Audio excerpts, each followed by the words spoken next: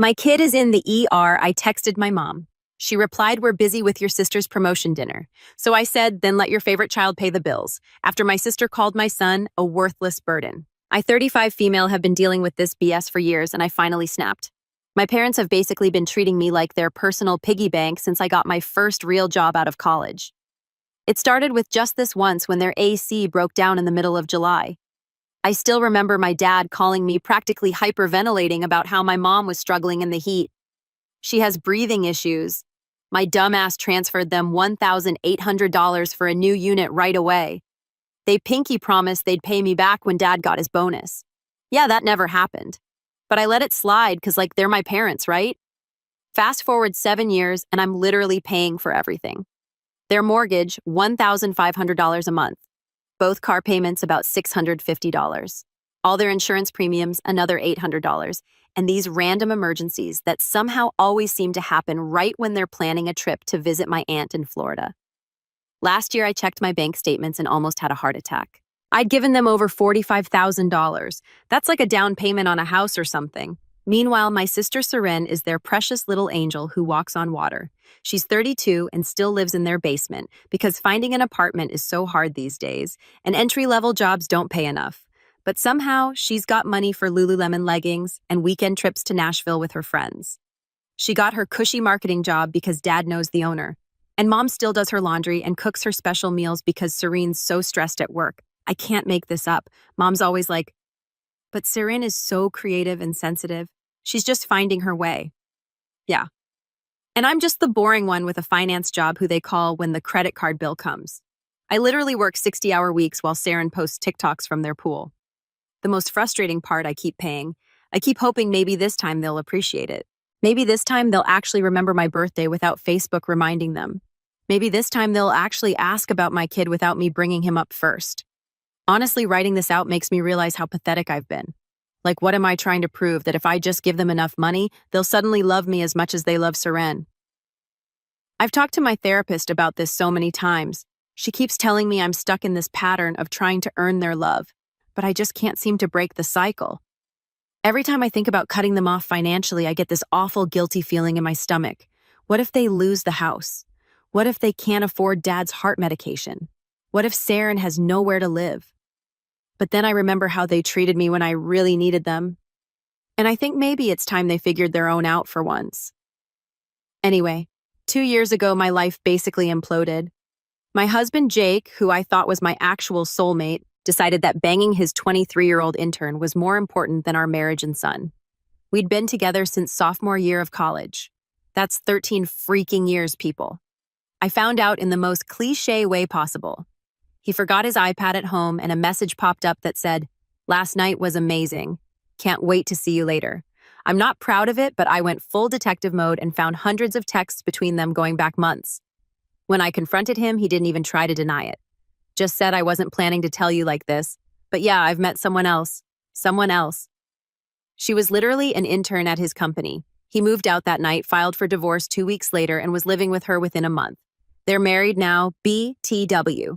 She posts these sickening love of my life captions on Instagram all the time. I was absolutely wrecked. Couldn't get out of bed, forgot to eat, crying in the shower, wrecked. The only thing keeping me functioning was our son Talon, who was 8 at the time and completely confused about why daddy suddenly moved out. So I called my parents thinking now they'd finally step up.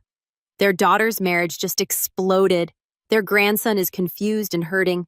Surely this is when family comes through, right? My mom's response. "Well, sweetie, men have needs. Were you maybe too focused on your career? Did you let yourself go a little after Talon was born?" I was so stunned I couldn't even respond. My dad's contribution to the conversation was asking if I'd still be sending money for their car payment that month. Not a single question about how Talon was handling it or if I needed any help. I hung up and just sat on my kitchen floor crying for an hour. But then something completely unexpected happened. Jake's parents called me. Now I was dreading talking to them because I figured they'd take their son's side and I'd lose them too. But Linda, Jake's mom, said, "We don't care what's happening between you and Jake. You're still our daughter and Talon is still our grandson." And they showed up. Really showed up. They picked up Talon from school when I had to work late. They kept him overnight when I had important meetings early the next day. Tom Jake's dad never missed a single baseball game, even when Jake himself was too busy to attend. Linda taught Talon how to bake and helped him with his homework. One time I had a total breakdown because the dishwasher flooded my kitchen at 10 p.m., and Jake wouldn't answer his phone to help. I called Tom in desperation and he drove 45 minutes to my house, fixed the dishwasher, helped me clean up the water, and then refused to take any money for it. Meanwhile, my own parents couldn't even remember Talon's birthday. They sent a card 2 weeks late with a $15 Walmart gift card. But they sure remembered to call when their roof started leaking and they needed $7,000 for repairs. The contrast was so stark. Linda and Tom treated me like family, even when they had no obligation to. My actual blood relatives treated me like an inconvenience unless they needed cash. For 2 years after the divorce, I barely heard from my parents, except when a bill was due. They'd occasionally asked about the boy, but couldn't be bothered to come to his school play or soccer games. Siren's birthday was a mandatory family gathering with catered food and custom decorations that I paid for. But Talon's birthday didn't even warrant a phone call. I kept telling myself that's just how they are, that they show love differently, that I shouldn't expect too much. But deep down, I knew the truth. They just didn't care that much about me or Talon. We weren't priorities. We were ATMs with pulses. However, about 6 months ago, something super weird started happening. My parents suddenly turned into these involved grandparents. It was like body snatchers took over or something. It started with my mom calling on a random Tuesday. I was in the middle of a work meeting when her name popped up on my phone. I almost ignored it because she never calls unless they need money. But I figured it might be an emergency, so I stepped out to answer. "How's Talon doing in school?" she asked, completely casual. Like she asks this all the time. I almost dropped my phone because she'd literally never done that before. She didn't even know what grade he was in or who his teacher was. I actually stammered like an idiot because I was so caught off guard. He's fine. Got an A on his science project last week," I said, waiting for the inevitable pivot to whatever bill they needed me to pay. But it never came. She just chatted about Talon for a few minutes, asked if he was still into dinosaurs. He was into dinosaurs when he was 6. He's all about space now. And then said, "Your father and I were thinking you two should come over for Sunday dinner this weekend." Sunday dinner. We hadn't been invited for a meal since before the divorce. Even at Christmas, we'd always been the ones to invite ourselves over and they'd act like we were imposing. It got weirder from there. When we showed up that Sunday, the house was clean. There were actual play settings on the table. My mom had made Talon's favorite dessert, or what was his favorite 3 years ago. The kid doesn't even like chocolate cake anymore, but whatever. My dad actually put his phone down and talked to Talon about school. He asked about baseball. Talon plays soccer, but A for effort, I guess, and even dug out some old comic books from the attic that used to be mine. Then the really weird part, as we were leaving, they offered to babysit. Let me repeat, my parents offered to babysit. These are the same people who once told me they didn't sign up for childcare duties when I asked if they could watch Talon for 2 hours while I went to a doctor's appointment. "We could take him for a whole weekend if you want," my mom said, smiling way too brightly. "Give you some me time. You work so hard." I actually checked to see if she was running a fever. My mom had never acknowledged that I work hard ever. I didn't know how to feel about that. But this bizarre behavior continued for weeks. Sunday dinners became a regular thing. They called to check on Talon. They bought him presents for no reason. They even showed up at one of his soccer games. My dad complained about the folding chairs hurting his back the entire time. But still they showed up. I was honestly shocked but also hopeful, like maybe they'd had some kind of epiphany. Maybe one of them had a health scare they weren't telling me about that made them realize life is short. Maybe they finally understood what being grandparents is supposed to be like after seeing their friends with their grandkids. I actually cried in my car after that first soccer game they attended. Talon had scored a goal and my dad had cheered. Actually cheered. I couldn't remember the last time he'd shown enthusiasm for anything I or Talon had done. It felt like I was finally getting the family I'd always wanted. The supportive parents, the involved grandparents for Talon, the sense of belonging I'd craved my entire life. I know. I'm a complete sucker, but I've wanted their approval since I was a little kid. Bringing home straight A report cards that they'd sign without comment while praising Seren for her C++ in art class. I've spent my whole adult life trying to be good enough, and it seemed like maybe I finally was. I was so grateful that I actually increased their monthly allowance. Typing that makes me cringe now. On top of the regular bills I was already paying, I started sending an extra $1,500 a month. I was literally paying for their entire kitchen renovation because they were helping out so much with talent. Now, the granite countertops alone were like $4,000, but I thought it was worth it if they were finally going to be real family to us. My coworker Jen thought I was nuts. She kept saying people don't change that fast without a reason. But I shut her down. I didn't want to hear it. I was too busy basking in my parents' approval to question their motives. But Talon was suspicious from day one. Kids have these crazy accurate detectors, you know. We were driving home after the third Sunday dinner, and he was quieter than usual in the back seat. "Mom, why do Nana and Pop suddenly want me to come over all the time?" "They never cared before," he asked, staring out the window. "They're just trying to make up for lost time, buddy," I told him, glancing at him in the rearview mirror. Sometimes people realize what's important when they get older. But he just gave me this look that was way too wise for a 10-year-old. "They still don't know what grade I'm in, Mom." Pop called me Marcus yesterday, and Nana keeps asking about dinosaurs even though I told her 3 times I'm into astronomy now. He was right, of course. They were going through the motions, but the details were off.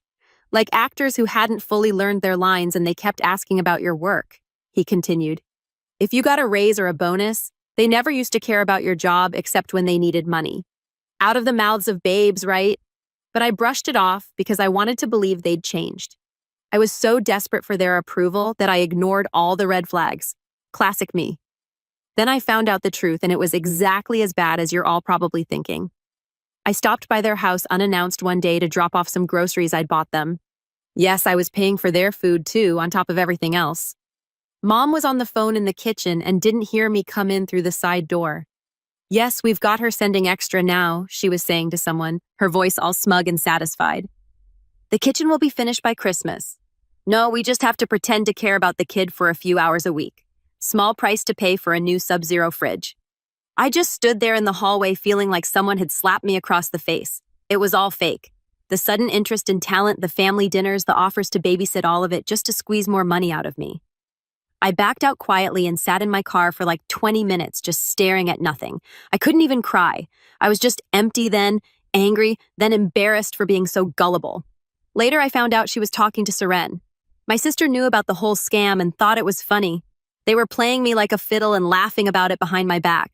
I drove home that day and looked at my bank statements. Over the past 6 months since they'd started their Little Loving Grandparents Act, I'd given them an extra $15,000 on top of their regular expenses. For what? For pretending to give a about us. I almost called them out right then. I had this whole speech prepared in my head about how they'd been using me for years and it was finally going to stop. But then I decided to wait. I wanted to see how far they'd take this charade. I didn't have to wait long for them to show their true colors. But then life decided to test exactly how crappy my family could be. Let me put you in the context first. About a month ago, I started getting these killer headaches, like worst pain I've ever felt in my life. I'm talking, wake up in the middle of the night, can't function, please just let me die headaches. I've always gotten migraines, so at first I chalked it up to stress. Gee, wonder where that came from. And was just popping Advil like candy. My coworker Jen noticed something was off when I kept squinting at my computer screen and wearing sunglasses indoors.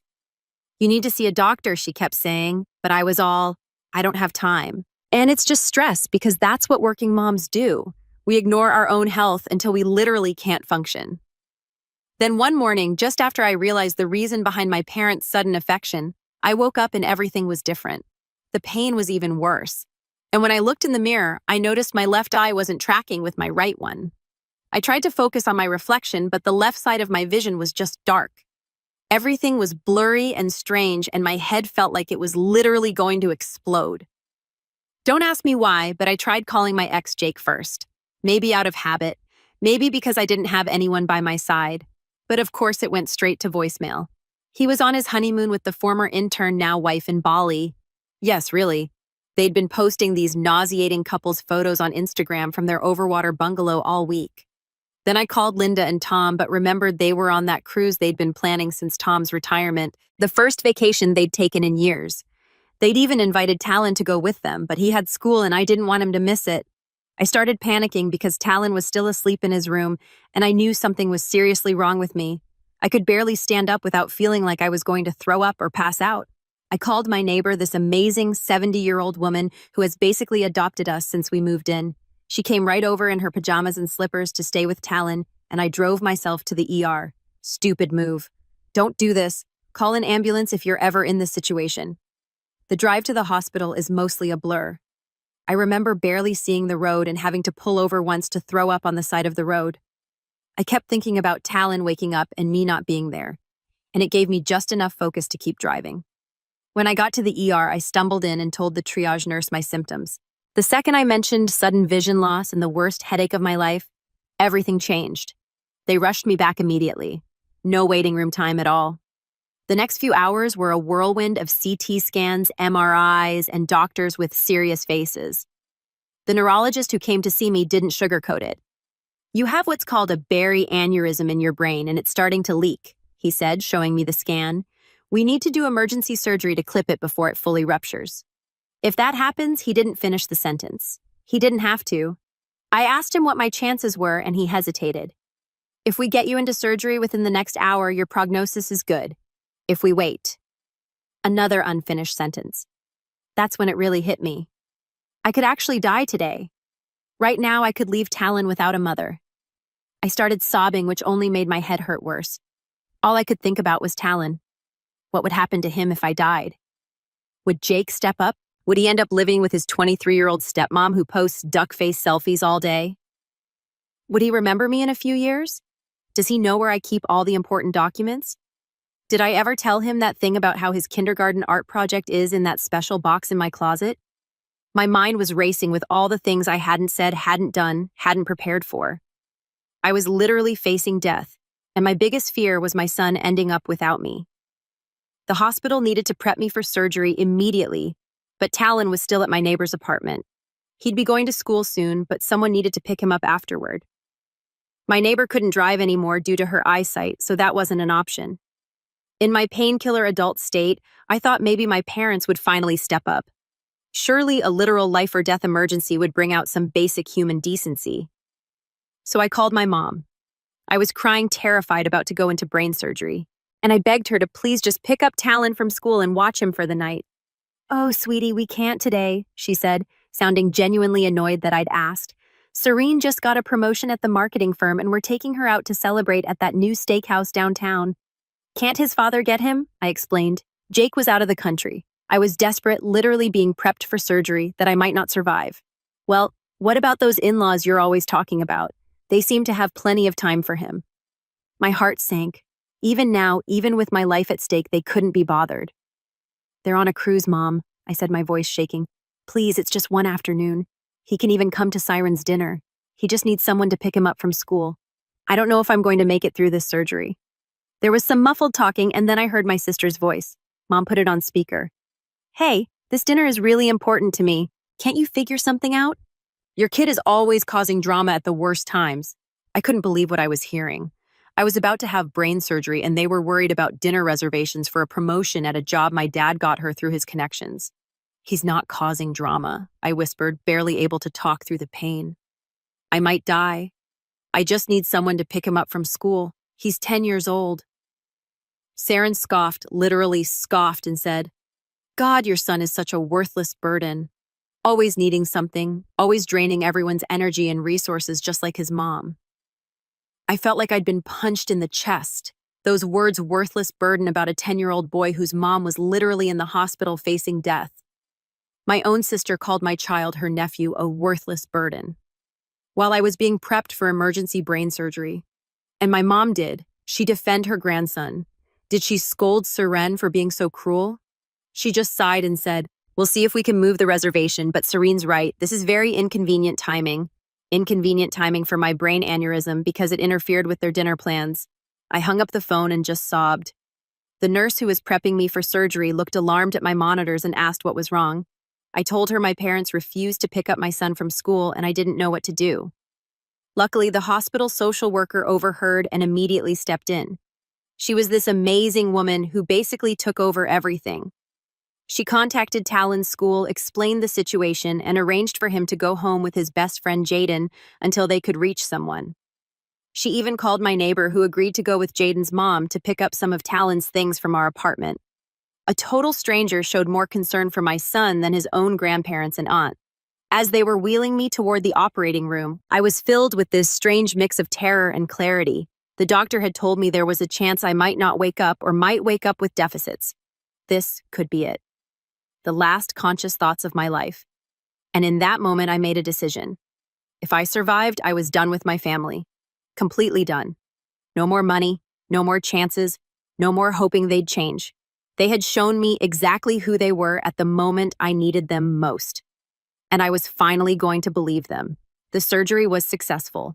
Obviously, since I'm typing this LOL, but recovery has been rough. I spent a week in the hospital and want to know who showed up. Linda and Tom cut their cruise short and flew back as soon as the hospital contacted them. They took shifts staying with me in the hospital and took care of Talon at home. Tom helped Talon with his homework via FaceTime from the hospital so I could rest. Linda bought me real pajamas so I wouldn't have to wear the hospital gown the whole time. And she washed my hair in the sink when I was too weak to shower. My boss not only brought food, but rearranged my entire project schedule and told me to take as much time as I needed. My neighbors set up a meal train that's still going strong. Jen from work took Talon to his soccer game so he wouldn't miss it. My neighbor made me homemade soup every day for 2 weeks after I got home. My parents.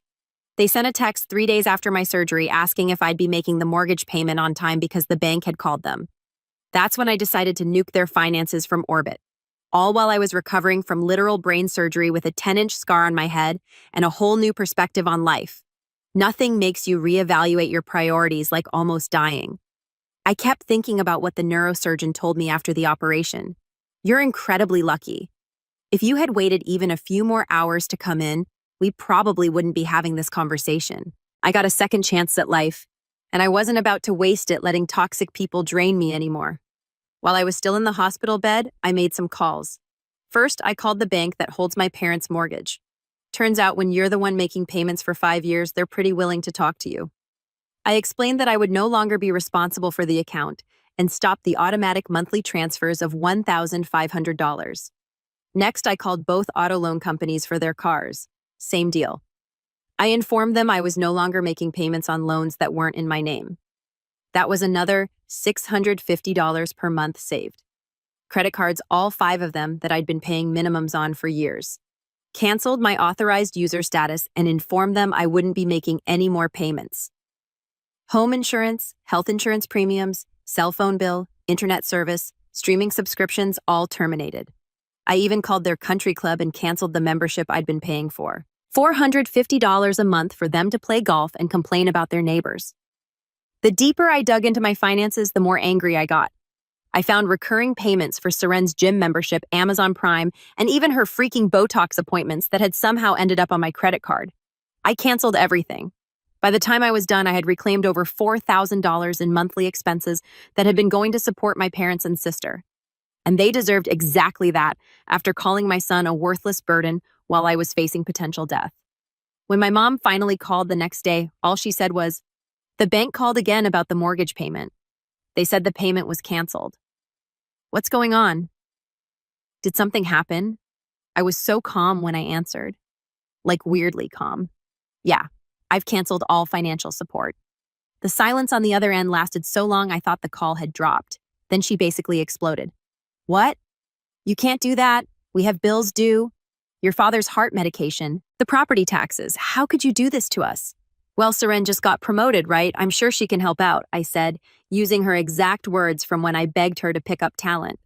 She started crying then, like theatrical sobbing about how they'd be homeless. And it was all my fault. How they're elderly and can't possibly support themselves now. How cruel I was being to my own parents who sacrificed everything for me. I just said, "Your daughter called my son, who was terrified his mother might die, a worthless burden, while I was being prepped for emergency surgery. And you're calling me cruel." She tried to backpedal.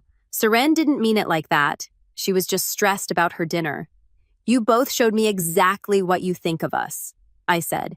"Now you can show me how you'll manage without my money." Then I hung up and blocked both their numbers. I lay back in that hospital bed and felt this huge weight lift off me. Not just financial, but emotional. I wasn't responsible for them anymore. I didn't owe them anything. And here I am today. It's actually been 3 months since the great financial liberation. That's what my therapist calls it, LOL. and a lot has happened.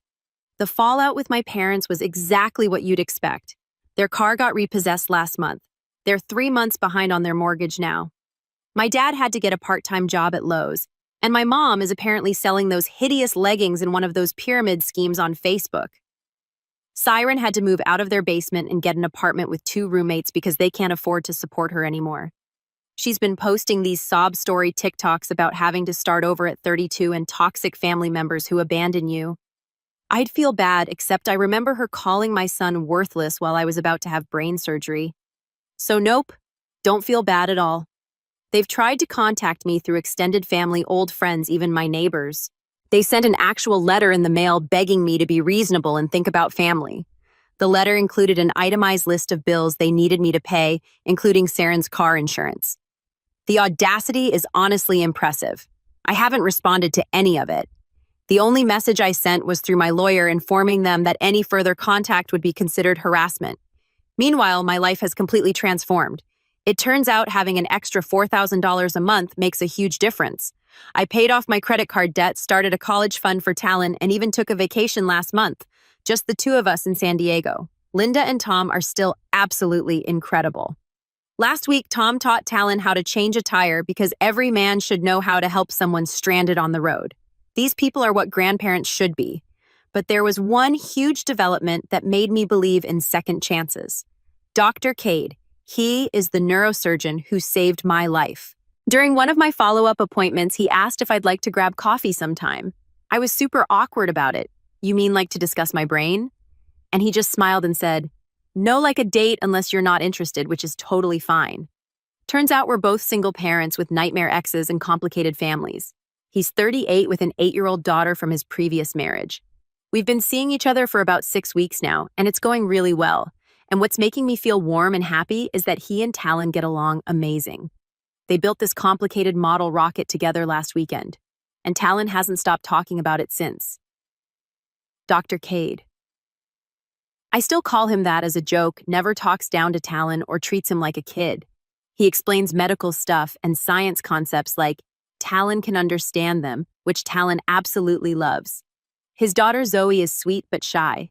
She lost her mom to cancer 2 years ago, so she's dealing with her own grief. Talon has been super patient with her, showing her his video games and including her in activities. Watching them together makes my heart do weird, flippy things. I don't know where this relationship is going, but it feels healthy. There's no drama, no manipulation. We're just 2 adults who enjoy each other's company and have compatible kids. I feel safe having someone by my side that could hold me when things get tough. So that's where we are now. My bank account is healthier, my love life is promising, my kid is thriving, and the toxic people are out of our lives. Sometimes you have to nearly die to learn how to really live, and sometimes you have to stop paying other people's bills to finally invest in yourself. Thanks for all the support, Reddit. Your comments helped me feel less crazy and more confident in my decisions during this whole mess. Edit, holy crap. Wasn't expecting this many awards. Thanks, everyone. Edit 2. To the person who asked if I miss my parents at all. Honestly, I miss the idea of having loving parents.